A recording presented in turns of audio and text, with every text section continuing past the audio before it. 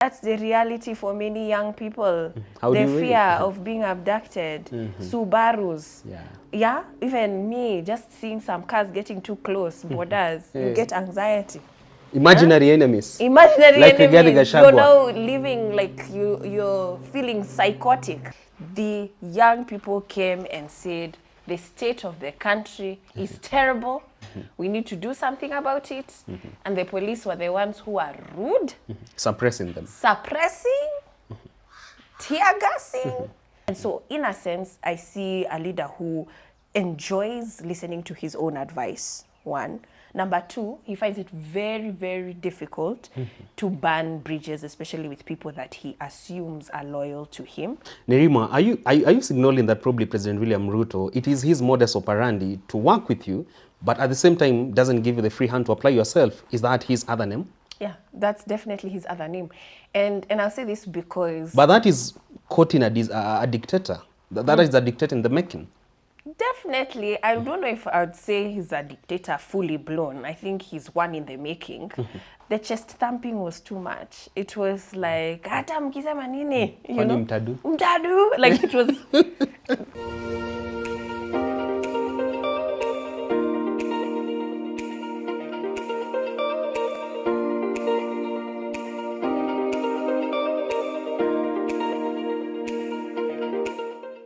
And you're just in time for Richard Mwenja exclusive, the only point of call on matters political and governance analysis here in Kenya and across the region. I'm Richard Mwenja. Welcome on board. And as usual, I have one of your favorite think tanks, the Executive Director of Siasa Place, Madam Nerima Wako Ojiwa. Nerima, great to see you. Good to see you. You've been lost 2 weeks now without you on the show.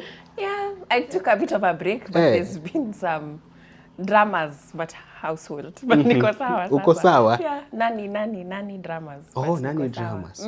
No worries. We'll live for another day, right? Yeah. All right, Nerima, so much is happening in this country.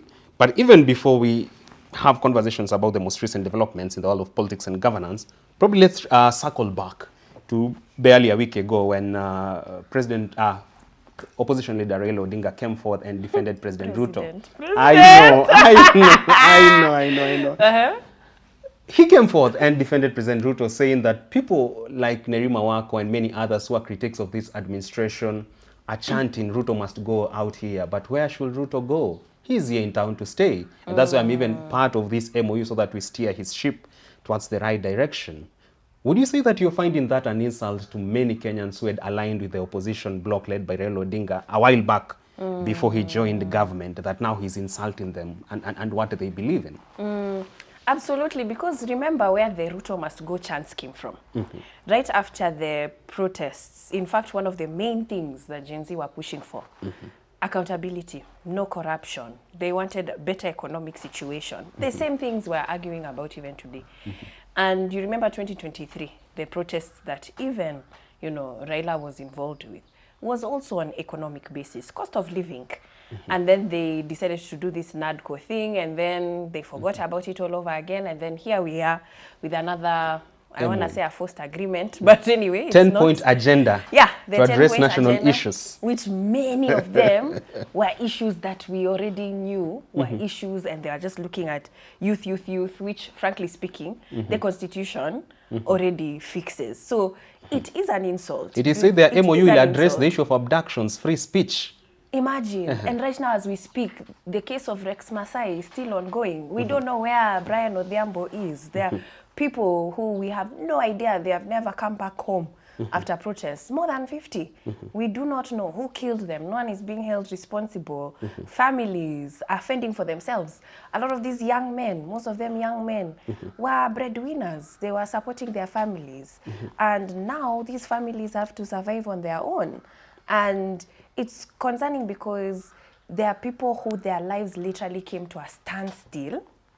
And then here you have people saying, almost like, move on, move forward. We're looking to the future. People are stuck. They're stuck in this situation. And it pains. It pains greatly The argument from Raila Odinga and President Ruto, just so to justify their MOU, is that it is what is going to address tribalism in this country, national inclusion, That's and it's going to champion for better democracy in this country. Do you think we can still achieve national unity, less tribal society without having the MOU in the first place? The thing that's going to help with national unity is devolving access to resources.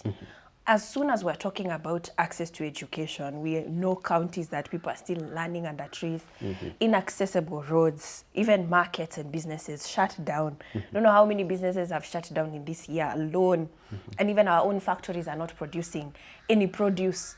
That's how we are going to talk about unity. Unity is just dignity. When you have communities of people living as though they are not part of the Kenyan citizenry, when you move to places of this country where they are like, hapa sio Kenya, that's the concern. That's what brings about this division. It's the lack of access. And it's not going to happen with giving a few people positions. Just because you have people now in government and their names start with O and they come from a particular community, there are still people who are in Kisumu who are lavishing in poverty. And so that's not going to solve it. What concerns me is the conversations we're hearing in these bunges, you know, the ones even in Jivanji, certain individuals talking about tribe and then saying they are not tribalists, but the content that's coming out of their lips is extremely tribal. That is actually creating more division. We're not seeing any unity. We're seeing communities wondering, how are we going to clamp to power? And the only way they seem to be able to do that is through ethnic blocs. And they are bringing that conversation back. And last year, there was a period where people were just seeing themselves as Kenyan. It was Kenyan youth. Kenyan youth who are coming out with the flag. They are not coming out wearing their traditional outfits, trying to differentiate between the Luo and Kikuyu. They are not coming out speaking particular languages and calling themselves, they are speaking Kiswahili in English and carrying the Kenyan flag. We have lost that. Your friend, DP Rigathi Gachagua, the former, he's continuing to be profiled as the signpost of tribalism in this country and playing ethnic politics.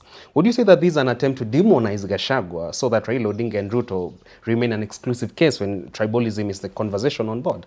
I love how you said my friend. Me, I don't know at what point he became my friend. Disclaimer. And for me, the entire political class is the same. He's your friend to the extent that he's bringing out the kind of worms about the government of today, which you highly support. I highly support it, but he's doing it because he's bitter. Oh, really? I do it because I want a better country. Okay. We are not on the same platform. We are Thank not you on for the bringing same that page. to light. Yeah. But I do think, of course, he feels threatened. There was a period where they thought there's an opportunity to have Raila on their side in terms of being the new opposition, whatever that means. But however, for him to continuously say that his life is under threat, I think sometimes it's also a sense of him protecting himself. You begin to say those things publicly so that you make sure that nothing happens to you. Case of imaginary enemies? Yes, because if something does happen to you, then the first person to be blamed for something happening to you is going to be the one and only WSR. So it's better to speak out and speak loudly. And this is also a maneuver that individuals who are activists use so that you cannot touch them. It's also a protection mechanism to make sure that you cannot touch them. Because if you do, you're going to create this euphoria or a community that's going to make this a reality that he was taken care of by WSR. But Gachagua has made so many friends in the political arena and beyond. Equally so, he has made many enemies. Why are you convinced that the arrow points to the direction of WSR in the event that something bad happens to Rigathi Gachagua? Because he has been saying it from the beginning. Even when their cracks began to show, we knew that this relationship was not going to last long. Frankly, because of even how he entered, in terms of, you remember before they announced who the DP was going to be on the ticket. Sure. And it was, 5 hours of us waiting for a press statement and them being at, the former DP's house and wondering who is it going to be? Is it going to be Kindiki? Is it going to be Gachagua? So from the onset, from the very beginning, we saw that he's a fighter and he's someone who does not like listening to direction. Yet this particular administration is the opposite. We see people listening to direction even though they look foolish. If we even talk about PSs, the most recent in terms of media, saying even health, you know, if you refuse to onboard SHA, we will just make sure you're not on the list. You can be expired. Yeah. Or if you're talking about media, certain media houses, we're not going to advertise on them. Sure. You're seeing people behaving in ways that are unconstitutional, because the man at the top wants you to be firm. He wants to see a direction, even though it's against the law. So when you have somebody who's within, and he's someone who has his own mind and he does his own direction, there was definitely going to be a conflict. There was definitely going to be a break. So this is not the first. This is not the first, and it will continue. It's his personality, and it's matching with another personality that is used to following his own direction, and so is he. So what's ended up happening? Two bulls end up hitting heads. Nerima, are you signaling that probably President William Ruto, it is his modus operandi to work with you, but at the same time doesn't give you the free hand to apply yourself? Is that his other name? Yeah, that's definitely his other name. And I'll say this because... But that is quoting a dictator. That is a dictator in the making. Definitely. I don't know if I would say he's a dictator fully blown. I think he's one in the making. And I would say this because it's very difficult to hear people that he has actually fired and gotten rid of. What we've seen, even with the recent appointments, there's been a lot of reshuffling. A lot of it. A lot of reshuffling. I was going to ask you, is that case of garbage in, garbage out? There's no even out. He just keeps accumulating. Like, more garbage? More garbage. Like, people are just, you know, he creates deputy positions in, you know, public service. He creates new positions. And right now, we don't even know how many departments, state departments there are. After the protest, there was this sense of reducing the number of advisors. But we've seen the likes of, you know, Moses Kuria or Walo, many of them becoming advisors. Now Kisiangan is going to be part of that another list. Advisor. So we just see there are additions of garbage. Additions of garbage. We have not seen anyone being fired. And even when you look at leadership, there are strong stances when we look at even former presidents.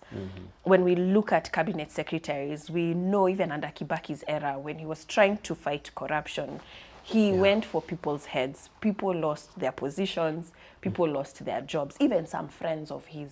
Meritocracy was the thing? He tried. He tried. PSs knew what they were doing in that period. Okay. Vision 2030, good plan. They had a good team. People were working on the implementation of it. Right now, I see a lot of friends.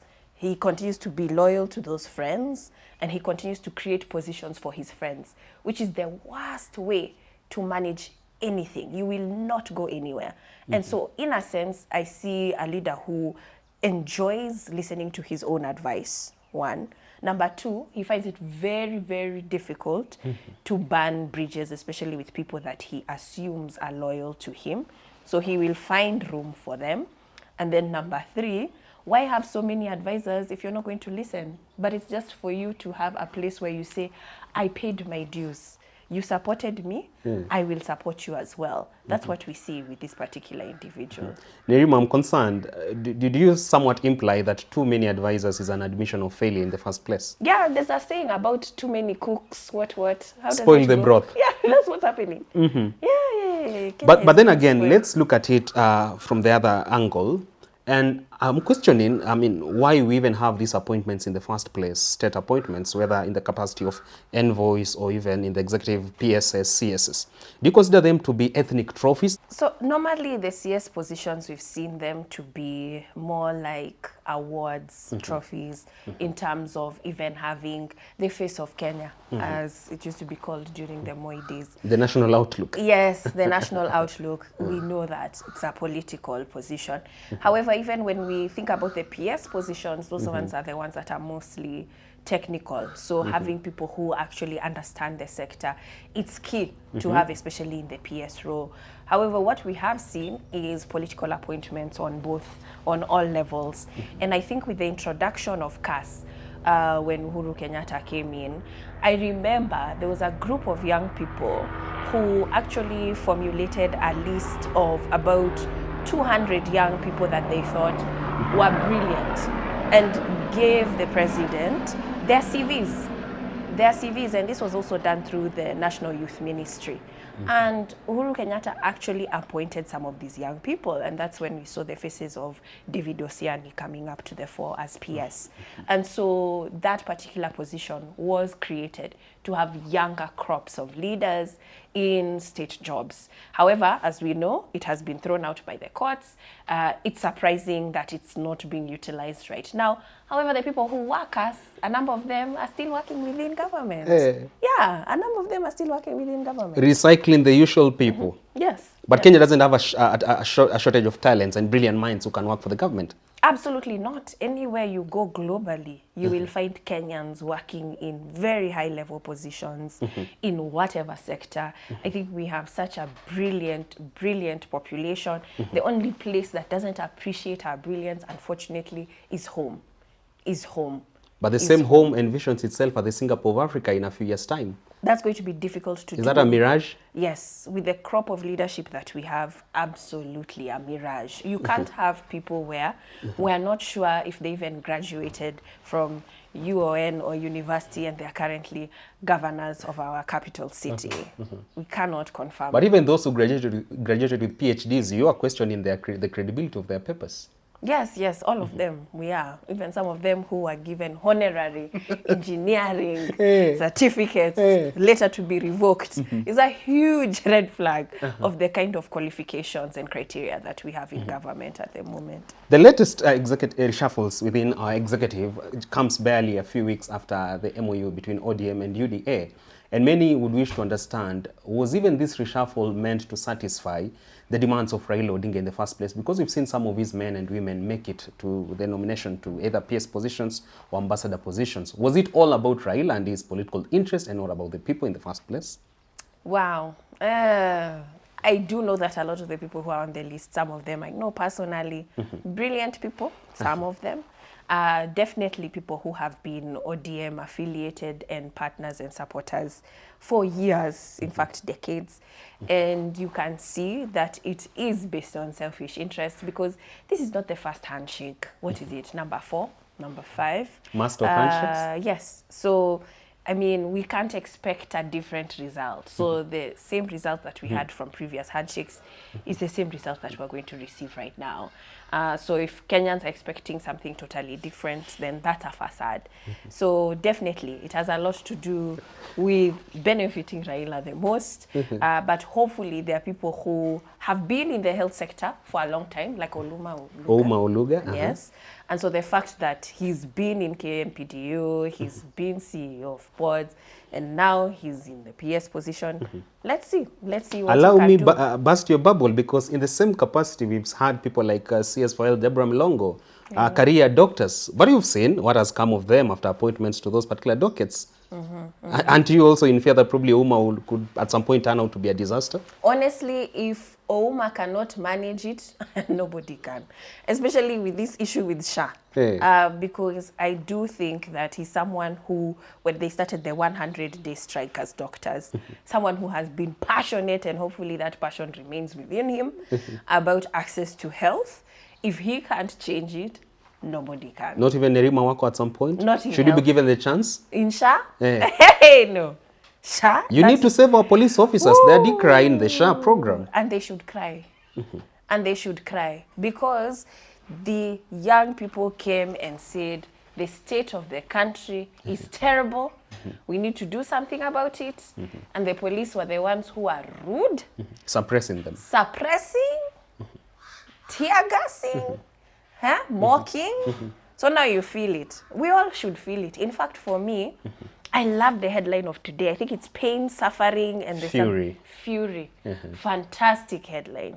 Fantastic. Let's continue to feel that pain until all of us are like, it's enough. We have to stop. I think it's a fantastic thing. Let the police feel it. Let the military feel it. Let the teachers feel it. The ones who are complaining, business sector, that, oh, the protests are interfering with our business, let them feel it. What business do you have now? What business? Isn't it a ticking time bomb when even our security personnel are now taking concern with government programs like SHA? Don't you see that probably we are now dancing with danger? Yeah, we are. The country could be on the brink of collapse? And probably even the fears of Raila Odinga, a military coup could come to fore. Because he has said he saved the president from a military coup at the, at the height of Gen Z protests last year. If we are going to see this cries from the police service, the KDF, their subsidy program was halted, are we now dancing with danger, Nerima? I think even first of all, for Rao to say that he saved, the country from a military coup, I think the next day, I think the CS mentioned that no. Dismissed the claims. Dismissed, which, frankly speaking, she needed to do. Because even when we're talking about the debt, right, you've mentioned a lot of issues. We're currently at 11 trillion. We've even talked about IMF and the fact that they also said if we do not take care of our corruption, Kenya is in trouble. I was about to say something else, but Kenya is in trouble. And Kenya just basically dismissed and ignored and was like, we'll find money from elsewhere. Don't worry about us. So for me, I think it's a good thing. And I say this because we have to stop looking at these appointments as only political appointments. These individuals who are being mentioned and gazetted need to realize the country is in a dire situation. If anything, no one should be sleeping in peace at this moment. And there is a problem that we need to solve quickly. A lot of them may be looking excited that now they've been nominated, they're in government, or we have now opposition in government and now we can work. We want to see their work, and they don't have the luxury of time. We're also talking about a period that we're now talking about budget. We will be talking about the finance bill, if anything, or if they decide to push it in another way. Where are they going to get these taxes? From the Kenyans who are already being taxed enough? There's a proposal for road tolling policy in this country by CS John Buddy, but he adds a rider that he's going to make sure that Kenyans are not overtaxed, much as they are proposing introduction of road tolling policy. You see, the thing is, I don't think Kenyans have a problem with being taxed. Personally, I don't. The problem is we don't quite see where our tax money is going. That's the problem. This time round, you've been told from your toll fees, it's going to help in development of other roads and also maintenance and rehabilitation of existing roads. Isn't that justification enough for the introduction of the road tolling policy? No, it's not. Because even when we look at SHA itself, they came and said SHA is good. It's good for all Kenyans. We should onboard it, But in the same breath, we've seen a hospital gaining 52 million in a few months because of SHA contributions. So if one sector is not working, why do you think roads through the collection of our tax is going to work? So we just need one working sector for Kenyans to build faith and confidence in, for them to be able to contribute in the rest. But when you come and tell us that you need to put more money here to be able to build roads. But we can see, you told us we need to put more money in health to have access to health. We don't have it. We need to put more money in the education fund, university funding model, so that people have more access to university. We're seeing people at home. We need to put more money in CBC, in basic education, but we're seeing people not having access to equipment or schools or classrooms. I mean, what are you telling us? It's not working. So when it's not working anywhere else, why should we believe you that it is going to work specifically here? Yet the channels that are being utilized to collect these taxes are the same ones being utilized to collect these other ones. It just doesn't make any sense. So what's the silver bullet then to address our budget deficit? Just stop corruption, theft of public resources, send people to jail? Is that your call to action? Send people to jail, hold people responsible, heads need to roll, people should have been fired. The fact that we got an Auditor General report that had so many disclaimers and issues with it, why is government not answering those questions and holding someone accountable to that? We cannot have a governor justifying that they had a 4 million shilling breakfast and they're okay with it when most Kenyans are eating 1 meal a day, if none. Some are not eating a meal a day. The argument from Anne Waiguru is that she just tried to be a fantastic employer, some fantastic boss. She talked about being a fair boss. A fair boss. With that 4 million, can you imagine what you can do in terms of even feeding programs in her own county alone? Chai, ya milioni nne. Na mandas. I was going to say chapati, but it has been scarred. Oh, really?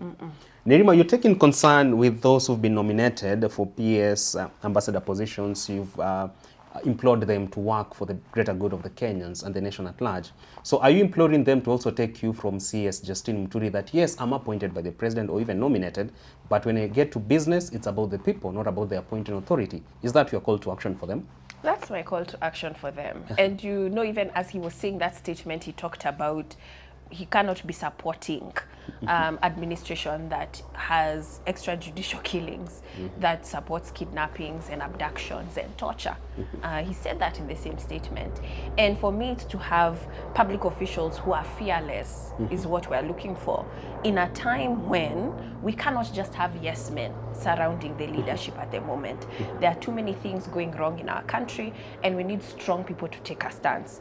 I hear that there's now a department, I believe, of justice and human rights. I'm curious to know what it's going to do, because they will have a lot of cases, and I believe that's also one department we'll be working very closely with, because we have tons of cases that happen by the day, even the week. We are having people just being abducted, still in broad daylight. And that's a concern. How is that becoming normal in our country? When you have SK Macharia talking about, you know, Raila has always won the elections. Raila has always won. And then, I don't know if you noticed, I don't know if it was his wife who was trying to tap him to stop talking. And then he says, I'm 84. I cannot be abducted. I don't care if I'm abducted or killed. I'm already old anyway. I'm old anyway. That's not a joke, but people laughed. That's the reality for many young people. The fear of being abducted. Subarus. Yeah, even me, just seeing some cars getting too close, borders, you get anxiety. Imaginary enemies. Imaginary like enemies. Gachagua. You're now living like you're feeling psychotic. That's the Kenya for young people. That's the reality for us. It's not a joke when someone talks about abductions like it's normal, and we need to stop acting as if it's normal behavior. I refuse to accept that. And so we need stronger statesmen and women who can speak truth to power and remain on that front and die on that hill. That's what we want to see as Kenyan people. And whether you lose your job for that, that's fine. You will be on the right side of history rather than following whatever decisions are being made and being told to keep mute just because of the powers that be. So Nerima, if the history of Kenya was written today, hypothetically speaking, would Justin Muturi be on the right side of history? It's a mix of both, but yes, because of the way history is written, often details are left. We never get to the details of things. He would be remembered, but it's more complicated than that. It's not black and white. History is very gray, but people will remember specific instances of where he stood tall, even though even himself is not a perfect individual. He would be recorded. So for the many who've been nominated for this or that positions in the executive, talk of former CS Susanna Humicha, people like now Fikirini Jacobs, they are now waiting confirmation to their respective nomination dockets. And probably they could be fearing that if I call out the president or what this administration is doing, I'm going to be victimized. And I don't want to do that. Should they do the honorable thing and even say, I'm done, I don't even want this position in the first place? Yeah, we've had this discussion before. I told you how there are people who have refused positions before. They are not going to be the first, and they definitely will not be the last. And it takes a lot of courage for you to be able to do that. And even for them to have a stance is what Kenyans are yearning for right now. And you have to think through it. Is it a job that you can actually be able to do? Or are you accepting this job because you want to be a flower girl or boy? Those are two different things. Those are two different things. A flower girl or a flower boy. You're talking about Kenyans and their need for them to believe in certain causes and have very hard stances for the right things. And yes, some Kenyans have a stance that Ruto must go. But now with two political infrastructures in the same place, that is Raila Odinga and President William Ruto, which many have argued that that's the biggest political infrastructure in this country, would you say that we are living a lie to say that rage alone is enough to take William Ruto and Raila Odinga home in 2027? Do we need any other thing besides rage in the first place? Yes, rage, competence, and structures. And I say this because even when you say Ruto must go, it means many things. It's not about him as the individual. It's about the culture of Rutoism. It's the culture of opulence, wealth, arrogance, ignorance. It's a culture. It's a culture that people are just done with. It's the sense of you speaking to things and commanding things which are above the law. We are all under the rule of law. And it's changing that nuance and wanting a completely new one for everybody to be able to follow the constitution. So when we say Ruto must go, it's just basically one-term president, and that's very clear. One-term president. We do not need another term of Rutoism. We do not. Another term of handshake. Are you ready for it? We can't survive it. We can't survive it, for sure. We can't. Let alone thriving. We can't. The amount of wastage that's happening within the governance structures is enough to kill us as an economy, as a country, as a nation. Because, and I've said this, when you have the various pillars that build a country falling apart, we can talk about health, yeah? We know education, agriculture, we talk about security. Sure. All of these, we have seen them in scandals, struggling to keep up, and we're seeing them wondering and grappling in terms of how to make sure this country moves forward. So if we do not have a government that focuses on these four, first of all, just the minimization of the wastage is just one of the most basic, lowest hanging fruits to work on. And you will begin to see a ripple effect of change. Because when you have a nation that can't have access to health, when you have people who are majority young but majority sick, who is going to build that nation? Who are going to be farming? Who are going to be able to eat that produce? You will have a population that's sick. So they are interconnected. And it concerns me when you're hearing conversations around maths being no longer a compulsory subject. No, oh my goodness. Mathematics is logic. It's logic, okay? It's our way of living. We live in a world of math. Wanasema TikTok haitaji maths. They can be content creators. There's so much math involved in that, from the algorithms to the views to the analytics. Math. So when you're seeing, you know, administration saying that it's going to be compulsory, that's a worry for me. It's like you're taking away the very primary basis of things that build countries, and you're just like, what are you doing? What are you doing? Are you convinced, Nerima, that probably this government is playing abracadabra on Kenyans and literally experimenting on the present life and future of Kenyans when it comes to government agenda, the CBC in the first place? We're now talking about maths no longer factored in as a compulsory subject at a certain level of our education. Do you feel it's about trial and error on Kenyans and their future from the government of today? Yes, I think it's about trial and error. And the thing that worries me is just how fast they expect the change to happen. You know, government is very large and very slow, and it can be annoying, but there are reasons for how slow it moves, okay? Sure. And so when you're talking about, first of all, that whole shift from NHIF to SHA, and the way it just happened so bam, and you're talking about, millions of people. This is for millions of people, and it happens spontaneously. It does something to our country. It gives us tremors. We basically go through an earthquake, right? And then we have no emergency response, right? You take us through an earthquake, and then you have no emergency response team. So now we're all struggling to survive. We're all struggling to survive, government included, in terms of trying to figure out ways to solve the tremor that they put us through intentionally. So even when you talk about our country and the trial and error, for me, the concern is even the strategy. We do things in phases. We do things in phases. That's how you do things, especially when they are big things. Even like the way you run a company or organization, you'll come, you'll tell the team, this is our new strategic plan, you know. Even it's for 2027. This is our vision, mission. It's our vision and mission. Do you understand it? Yes. The outcomes, the outputs we're looking at. This is the short-term, medium-term, long-term expectations. So that we're all going with you. And there's a mid-review. You know, humans, we don't do well with abrupt change. We do not. If anything, you do not want to make waves. When it comes to government, the change is very slow. It's very subtle. It's very gentle, so that you can also get public. Very demure. Yeah, demure. And mindful. Yes.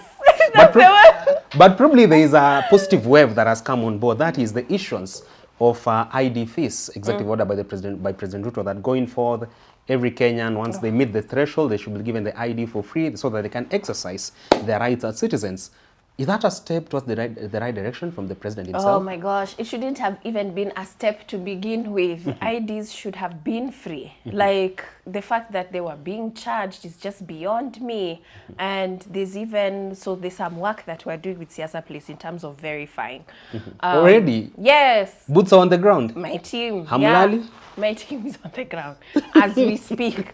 They are collecting this information to see are people accessing their IDs for free, because we saw the executive order coming up over the weekend. Fact-checking in real time. Fact-checking in real time. An active citizen you are. We must be active. So we were already receiving reports from people, they were paying, to get their IDs. Not even 300. We've had even as high as 1,000 shillings, 2,000 shillings. The renewal, for sure, people were paying. But to first-time ID, people are paying 1,000 shillings. Okay? That's just some rogue offices where they are not even following the law in terms of the 300, which should have not been there in the first place. So it's about access to livelihoods, first of all, because by the time you're putting that amount there, then you're already creating a class of people who can be able to get to that amount. There are people, even to get that 100 bob a day is a struggle. Task. Yeah, it's a struggle. I mean, and that just shows you how disconnected government is in terms of accessibility. Like, you think 300 is not so much. Guys, why are you whining so much? Just pay the 300. You're crying too much. You're crying too much. And you're talking about a population where many, I don't even know the right statistics, but, over 50% are unemployed. But you expect them to get this money to pay for an ID, which is supposed to give them access to livelihood. Yeah. Because you can't get a job without an ID. You can't be hired without an identity. You need your ID for livelihood and opportunity, even to farm, even to do work that is not required, like an education, a formal education is required. You need an ID. If you're going to go to school, you need one. TVET, you need one. So it is limiting accessibility for many people. If anything, because of what this administration rode on, which was young people, bottom up, hustler fund, and getting more opportunities for young people. If anything, I was expecting this administration to make it so easy for you to get an ID. So easy. Their campaign should have been just everywhere as soon as you turn 18. Yani paka wako kwa mashule. Yeah. IDs do easy. I was expecting that. But what we've seen, it has been used as a political maneuver. We've seen the access to IDs simplified in the northern part of the country. And then everywhere else in the country, it's now, you're saying it's free, but is it accessible? That's the question. That's the question in the room. But then again, Nerima, let's circle back to this particular executive order from the president regarding scrapping of issuance fees for IDs in Kenya. And some would want to imagine that probably this is an attempt towards repairing damaged reputation of this regime. Is this part of knee-jerk reactions, and would you render it too little, too late? Yes, I would render it too little, too late. But at the same time, at least we're seeing that it's getting to him. It got to a point where the chest thumping was too much. It was like, hata mkisema nini, mtadu. Like, it was getting to a point where that was the story of the day every day. But now that you're seeing the knee-jerk reactions, you're like, oh, okay. So they are hearing. They can hear, they can listen. But it is little late. It is, because it has already dented an impression of this administration on the people. And it's going to be very difficult to turn that feeling around. I know that's what the broad-based, blood-based government is trying to do.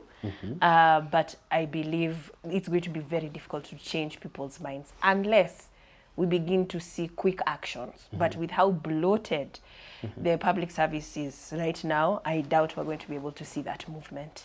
Nerima, should Kenyans turn to divine intervention just so to have some hopes that things are going to be right? Because at this point, everything seems to be collapsing. If you're looking at SHA, if you're talking about cost of living the other side, I mean, it's a whooping cry from Kenyans. Who's going to be the savior of these Kenyans, and what should be their retreat point? I already think we're already in the space of divinity, because I have never heard of a presidential envoy killing people. I mean, knocking people down. A presidential motorcade. Right outside your offices. Outside my offices. Perhaps so you never made it for the show last week. We need to put that on air. Yeah, I mean, I was like, wow, there's so many people here. And it's not the first time. Died. Because there's a record of such cases before. Why though? What was it for? Isn't that impunity? That's the thing. And that's why I'm telling you, like, I already feel, you know, Kenyans are already seeing like, hey, there's just something completely off with this administration. And you can even see the kind of atmosphere that it's bringing about, the kind of people that were surrounding, you know, the president's motorcade, from the thieves to the gangs, the insecurity. You know, I had someone who was coming to my office from Kawangware, and this was the day that the president had gone there. And so he came without his phone, in fact, I wanted to cancel because I knew he was coming from there, and I had seen already the pattern. Yeah. And I was like, hey, by the way, let me try and cancel with him. So he came without his phone, without bags, like just like that. So I was like, what? I was not expecting you to come. And he says, hey, first of all, leaving my place was so chaotic, niliamua, let me just leave my bag, my laptop, my devices, because I'm going to be robbed. People were being robbed in front of me. Robbed in front of me. But there are police officers in those crowds. Yeah, but they can't do anything. First of all, it was a brigade of thieves? Yes. Degwanjiru argues one of the thieves was on top of a sunroof. The other thieves were on the ground. Was this a collection of thieves? Absolutely, absolutely. It is something, and that's why I said this is already in the divinity. It is something we have never seen before. Like, even for us, it was like, what is this chaos of robbery, you know, surrounding our president? What is this, you know? And I do think that there are already Kenyans already praying that the gods align and just change the direction that the country is currently going, because it's a concern. If we're like this now, what is it to come? Especially in a second term. If there's a second term of that. We're already seeing this kind of impunity now. I do not want to try and test a second term. Because normally in a second term, people have nothing to lose. They do whatever. Kaende. What does kaende look like if this is the term where somebody cares? What does kaende look like? I don't want to find out. It will be the bigger version of Mutadu. I don't want to find out. I do not want to find out. And Kenyans just need to be alert to that situation. Yeah. You don't want to find out how the second term of President Ruto might look like, but I want you to think of probably this matter regarding former Meru Governor Kawira Mwangaza. After her impeachment was held by our courts in Kenya, she's come forth arguing that this was an orchestrated political persecution because Kenya is not ripe enough to take comfortably women rise into certain positions in our society. And she believes all this was orchestrated, even from the highest office in the land. Why is the gender card always roped in when the question on the table is about incompetence in Wako in the first place, even before you address the impeachment of Kawira Mwangaza? First, because women governors are only 7 out of 47. Okay, so male chauvinism dominates. Oh, it dominates. No, it does. But I know MCAs who have complained about the governor, including some of the small things, including, you know, going around the county and not inviting the sitting MCA there, you know, those things. So the question is not even about Murega Vaishu. No, those things rub people the wrong way. I've heard from MCAs themselves saying, by the way, it's just the way sometimes she does things, and we're done with it. But I'll go back to your question. Yeah. So let's look at CJ Kome. Let's look at even Gloria Woba and what she's gone through with the Senate. Sure. Okay? There's a lot of bullying. There's a lot of bullying that's happening around our women. And even, you know, last time we were here, we talked about the Auditor General. They were on the front cover talking about this dynamic duo, right? And control of budget. Yes, and control of budget, exactly. And we've also seen the amount of backlash that they have received, you know, even from the houses themselves. Sure. Right? So definitely there's this push in terms of the women going through the storm. There are a lot of women going through the storm. And it's also because they are a smaller number compared to the men. They are.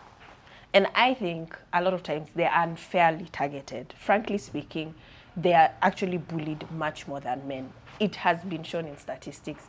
It has been shown in our figures. I do feel that they are bullied a lot more. But however, for even when we're talking about the governor, when we're talking about Meru, how many times has she been taken? Has it been 4? It's been a long circle. It has been 4. Yeah. Even that consistent persistency. You would not see that with other governors. I mean, people were tired of Sonko, but how many times was he taken? You know? I mean, think about it that way. It's a completely different level of push and hate, a different level. Push and hate. Yeah, it's a different level. Like, even if we were just to look at it objectively, yeah, when it comes to women, it's a completely different level of hate. Yeah. Do you feel Kenya is ripe for a woman presidency? Many have argued if USA has not been ripe for a woman presidency this far, is Kenya an exclusion? What's your argument about that? I think it's going to be very difficult for her. I do think that it's possible. And I say this because I'm really proud of women in history. Even when we look at, like, even Mekatilili Menza, or even some of the youngest members, 24, you know, we had members of parliament elected in Kisumu. So I think that, in a sense, Kenya has had exceptional women take over leadership, and they have been seen beyond gender. And I think Kenya is ready for that, because it takes a crisis for women to come to the fore. It does. It takes a crisis? It takes a crisis. For women to come to the fore? Yeah. Where women say it's enough. And even that's why, for me, it's absolutely no coincidence when we have the Auditor General, Controller of Budget being women and taking a stance. And I've even told you how it has been women who have rejected positions that have been appointed. I am yet to see men reject them. It takes a woman to come in crisis and to take a stand. So I will not be surprised that if we do have women on the ticket in 2027, and we will have a number of them, because it's women who feel the pinch, especially when it comes to the family dynamics and structures. They're the ones who take care of a lot of their children, even though they'll have support from their husbands and partners, but they're also the ones who live longer. So they're the ones who are also on the farm stealing the land. They're the ones who are also at the market selling the produce. It's women. So on the backs of women is how we survive as nationhood. They are the axis. Yes, they are. And you know, and I feel really disappointed. There's a friend of mine, Bina Maseno. She runs an institution, Badili, and they focus on female political mobilizers. Badili Africa? Yes, Badili Africa. And it makes me feel some type of way that these women are often ignored. Because during political campaigns, you will see politicians going to the circles, to the chamas, looking for the women church leaders to mobilize women. In fact, many politicians will confess to you that ni wamama, vile niliwapatia unga, na walisema wako na mimi. Na leso, walika na mimi. It is the women who actually select the leaders of this country. The day the women decide that, you know what, we're going to select one of our own, it will happen. It will happen. It will happen. At some point in our history. Oh, it will happen. Let me have your closing thoughts on what's happening in this country, more particularly that directed President Ruto and Raila Odinga, and also the People's Level Opposition Bloc that is consisting of Kalonzo Musyoka, Rigathi, and several other principals there. And what's your message to them as we wrap up our conversation today? They are not prepared. They will do the best they can to prepare for 2027, but there will be another pop-up. The writing is on the wall? It's on the wall. There will be fresh young leaders that will pop up, that will be unexpected to them, that will have network and influence and courage, and they are not prepared for them. They are planning for a future the way they are used to planning, without having a sense of unpredictability. The way June 25th was unpredictable, they will have an unpredictable political class upcoming and emerging. They seem to be taking solace and comfort in their money, saying tutawapatia do, watanyamaza. They will be shocked because remember there was a video circulating of young people who had been mobilized in terms of moving around. I think it was in Kibra, and there was a video that circulated where they said, "Sisi hatutaki do, tunataka kazi." That is going to become a consistent messaging over the next few months, if not years left in this administration. I guarantee you, there's a time people get tired of handouts, because once they finish that handout, they are back to being hungry again. And they are realizing that better to teach a man to fish than to give him fish. They want the road. They want the road. Oh, really? Yeah. They will not survive on fish for long. Well, there you have it from Nerima Wako Jiwa, Executive Director, Siasa Place, an NGO that's out here championing for youth empowerment and democracy in this country. We really thank her and her organizations for the incredible work they're doing out here, and also for the insights she's brought to fall on our program this week. She's always here every Saturday, so stay tuned to the channel. You'll get the latest of Nerima Wako and her concerns for Kenya, and also her nuggets of wisdom that we can tap into so that we become that dream Kenya. Nerima Wako, they say siku njema yaonekana asubuhi, but this far umesema hii serikali ijaonyesha dalili ya siku njema. Unaona tu siku mbaya. Naona tu siku mbaya, but we'll see. But they also argue safari ya Bamba ni Machero. It's a bumpy road, terrains, crocodiles, whatever, but we'll get to the other side. Are you afraid we might not even get to the other side in the first place? I am. And you know, sometimes in journeys, you want to make sure you travel, especially when you don't know where you're going, in the daylight. You don't want to travel at night, so you can see your terrain. These guys don't have time. Yeah. So they need to speed things up. As bumpy as it is, they need to have the right strategists and drivers and speed this up before the sun sets. Yeah. Talking of speed, are you heading for the safari rally this weekend? No. Vasha? No. Oh. No. Yeah, I'm staying home. I'm relaxing. Until you get to do this again, enjoy the rest of your viewing. I'm Richard Mwenja. Get me on my social media handles at Mwenja Richard. Get Nerima Wako at Nerima W across your social media handles, right? Yes. Let's keep engaging, keep the conversation going beyond here until we get to do this again next week, Saturday, with Nerima Wako. Enjoy the rest of your viewing.